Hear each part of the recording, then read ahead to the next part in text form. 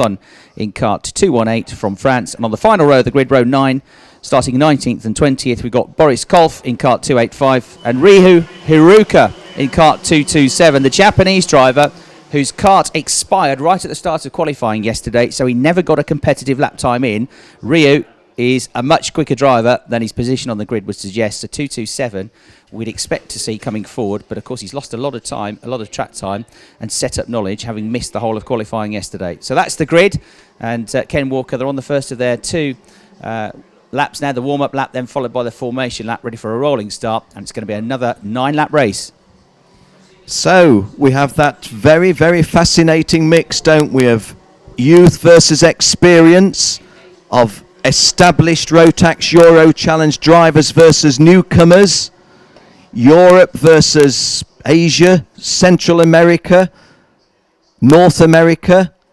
We've got two North Americans, haven't we? Antoni Patak, although with an ethnic background from the north coast of Poland, actually now living in Florida. Zach DeMelo north of the 49th parallel in Canada.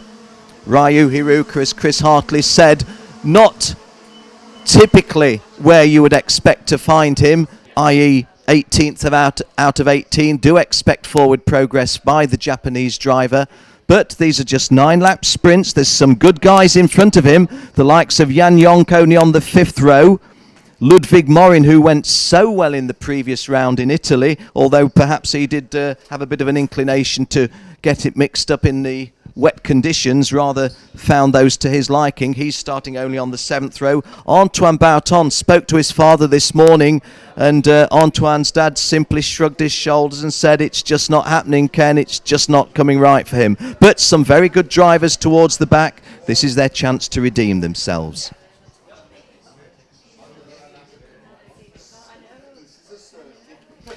Well, you see online that headshot of our pole man, Mark Litchfield, in his early 30s. I think he lives in Yorkshire now, but lived in Ripley, Derbyshire, for a goodly number of years when he was having his success in CIK racing at international level as well as domestic racing. Pretty much dominated proceedings at the height of his career, now really just dabbling, I guess, and I say that in a kind way, not an unkind way. I'm just saying anything he achieves has to be seen against the background of not being a regular racer, and certainly not being a regular racer at this level. Okay, here we go. Approaching the start line now. And Mark Litchfield getting a good start, but then so is Harry Webb. Harry Webb a lot close. Oh, and he's gone a little bit wrong, so Ed Brand has gone through in second place. We've already lost another of the drivers. Josh Collins, the Welshman, went through strongly. And Ed Brand already coming under pressure from Josh Collins, and that's given a tiny bit of a breather to Mark. Oh, at this early stage, Mark Litchfield looks over his shoulder. Long look over his shoulder.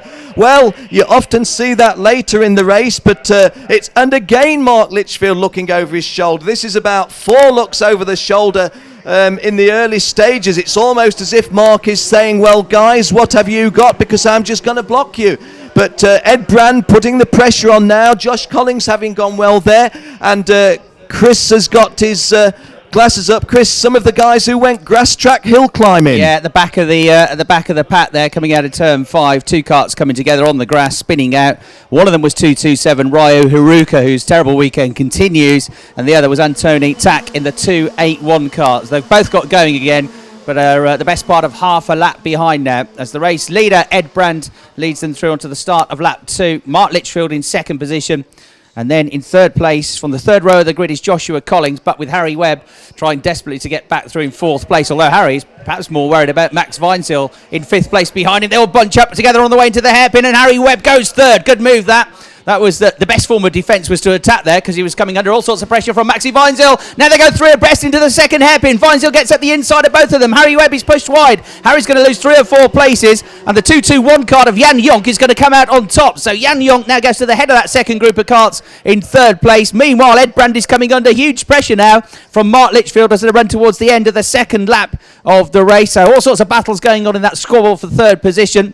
Jan Jonk picking up the pieces while everybody else got held up after they went 3 abreast into the hairpin. Max Weinzierl running alongside Harry Webb. Harry Webb losing several positions now. In fact, Harry's dropped all the way down to 8th place, the championship leader. It's still nose to tail between Ed Brand and Mark Litchfield. Ed just about doing enough to stay in front of Mark as they go back over the bridge now, and they've got something like a 1.5 second gap back to the next group of carts, which is led by Jan Jonk in 3rd place, Betzel is 4th, Weinzierl is 5th, Collins in 6th position. Ludwig Morin's made up good time here. He's in 7th place, Ken. I was just going to say he's one of several we should point to. Jan Jonk started the lead changes, and that's Mark Litchfield getting the advantage back off Ed Brand. So instead of sticking around with those guys who've come a long way from the back, let's just make sure that Ed Brand is not going to retake the lead as I'm speaking. Don't like doing a recap, a resume, an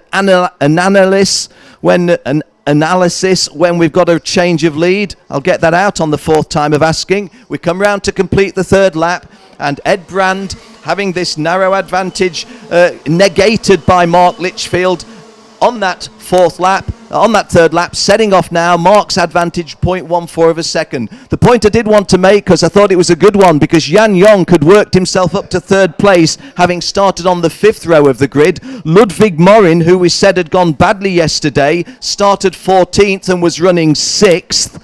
And there was another good drive, which was by Antoine Bouton, who started in 16th place and was running 8th. Josh Collins, who started so well, having qualified to start on the 3rd row, fell right down the top 10 to 9th place. And the other guy that caught my eye for a negative reason was Jules Cousin, only having gone through in 14th place. The one driver that we've lost absolutely is the Swiss newcomer Nico Rindlischbacher, but Antoni Patak of Florida, Ryu Hiruka from Japan, both well to the back. However, Litchfield continues, and his margin over Ed Brand is increased to 0.68 of a second. That was a good move into turn 4, where the leaders are going now, from Max Weinzierl on the previous lap. He just threw it at the inside the last second to get 4th place away from Petr Betzel. So Max Weinzierl, the Austrian, who was the driver that sort of caused that chain reaction into the hairpin. It was absolutely legitimate move that he went for up the inside of the hairpin, but 3 abreast was never going to fit, and they all got delayed. But he's going well now in the blue and yellow colour scheme there in 4th place in the 217 car. He's just got up to 4th position, as I said, on the previous lap. And he's now starting to close the gap to Jan Jonk, the Danish driver, in cart 221 in 3rd. They can see 3rd and 4th coming together. The blue colour scheme there of Max Weinzierl, the one who looks to me to be one of the quickest drivers out there on the circuit at the moment. 57.5 last time around, but with the overtaking manoeuvre. In fact, yes, he was even with that overtake quicker than the race leader. Looks even quicker on this lap. Through they go. The gap from 3rd to 4th comes down to virtually nothing. They've all now got their fastest laps of the race, so it's a sweet spot in terms of the tyres. The top 5 all setting their fastest laps of the race. Maxi Weinzierl going for a move at turn 4. He does it back at the inside, and that's exactly where he got 4th place. And 2 laps later at the same corner, he gets 3rd place away now from Jan Jonk, but he's got a big old gap to try and close to the top 2. Meanwhile, Ken, at the start of this lap, is Ed Brand maybe just getting us slightly closer to the tail of Mark Litchfield?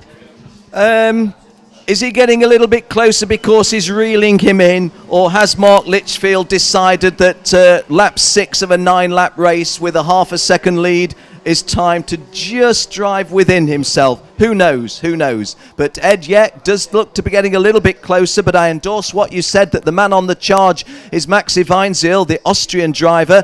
As you also said, it's a long way to catch up those front-running 2 of Mark Litchfield and Ed Brand. The gap was 0.6 of a second. To answer Chris Hartley, yes, Ed Brand is getting closer from 0.61 to 0.545. Harry Webb's just got 4th place from Jan Jonk on the way into the first corner. So Harry Webb, who was dumped back down to 8th place on the second lap of the race, fighting back now, and he's got past Max Weinzierl as well at turn 5, and Max is delayed, which means that Jan Jonk has a go at him. So 3rd, 4th and 5th all swapping around. Petr Betzel in 6th place closes up to the tail of them as well.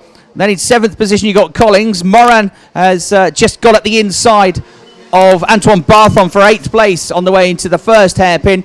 And the leader gap has come down now by 1.5 tenths of a second. So it's just 4 tenths of a second at the start of the lap. It might be less than that now. Mark Litchfield with a couple of laps to go at the end of this one, just about leading from Ed Brand.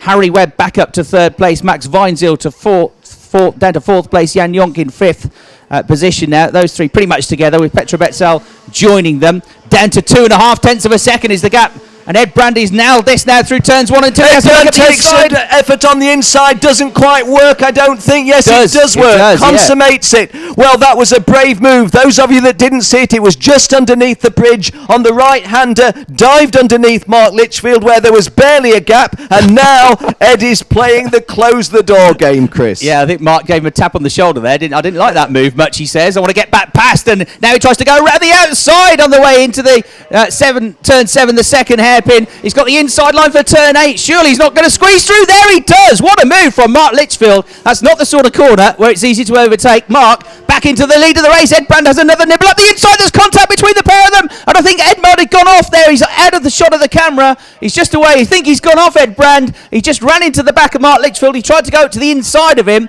and the front wheels of Ed made contact with the rear wheels of Mark as they went together. And so, into the lead of the race comes Harry Webb with 1 lap to go. Mark Litchfield has slowed on that lap.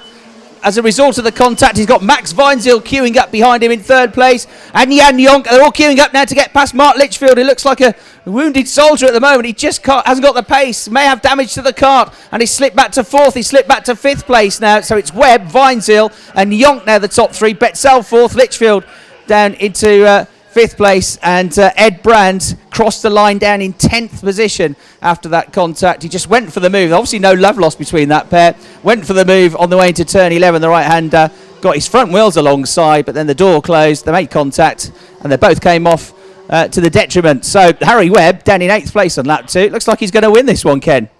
Well, yes, it's easy to say Harry's been a shade lucky, hasn't he? But on the other hand, he's put himself where he needed to be. And there's the checkered flag, and the world junior champion wins this senior heat here in qualifying heats for Group C and D. Maxi Weinzierl, who has had an eventful race, shall we say, comes home in 2nd place. Jan Jonk, who worked himself from 10th to 3rd and then fell back to 6th, maybe, with the inheritance of those 2 positions off Ed Brand and Mark Litchfield finishing 3rd. Peter Betzer was pretty solid throughout for that 4th. Josh Collins 5th. Ludwig Morin 6th. Antoine Bouton 7th. And Mark Litchfield, well, who at the start of the last lap would have said that Mark Litchfield will finish 8th and that Ed Brand will be off the chart? I don't think we foresaw that, but these things happen. Zach DeMelo, the Canadian, in 9th place, and Ed Brand, when I say off the chart, I meant at the bottom of the top 10. And Mark Litchfield 8th and Ed Brand 10th is scant reward for the really, really good race they gave us. So, Chris, we've got on screen now the resume of that race result. 2 drivers that didn't want to relent there. There was close quarters when they overtook each other the first couple of times, and Mark was clearly unhappy with the way Ed had come through and wanted to get the place back. Tried the outside move around that second hairpin, pulled off a brilliant move into turn 8 to squeeze up the inside. Looked like an impossible move, but he pulled it off, and then 2 corners later Ed tried to get him back. The pair of them made contact, and out they went racing hard. They both come off worse, and Harry Webb is there to pick up the pieces, having put himself back up into 3rd place with a good comeback drive when he got bumped off the racing line and down to 8th place early on. So Harry Webb wins. Max Weinzierl, good drive that from the Austrian, in 2nd place. Jan Jonk 3rd. Petra Betzel from the Czech Republic 4th. Joshua Collins 5th. Ludwig Morin doing very well there to come from 2/3 of the way down the grid to finish in 6th position. Antoine Barthon 7th. Mark Litchfield dropping to 8th place, clearly with some damage to the kart after that contact with Ed Brand with a lap or so to go. DeMello in 9th place, and in 10th place Brand. Yeah, his last lap, Mark Litchfield, was a 1 minute 2 second lap, so he was losing 3 or 4 seconds a lap at the end of that race. So DeMello and Brand rounding out the top 10. The fastest lap of the race, halfway round, went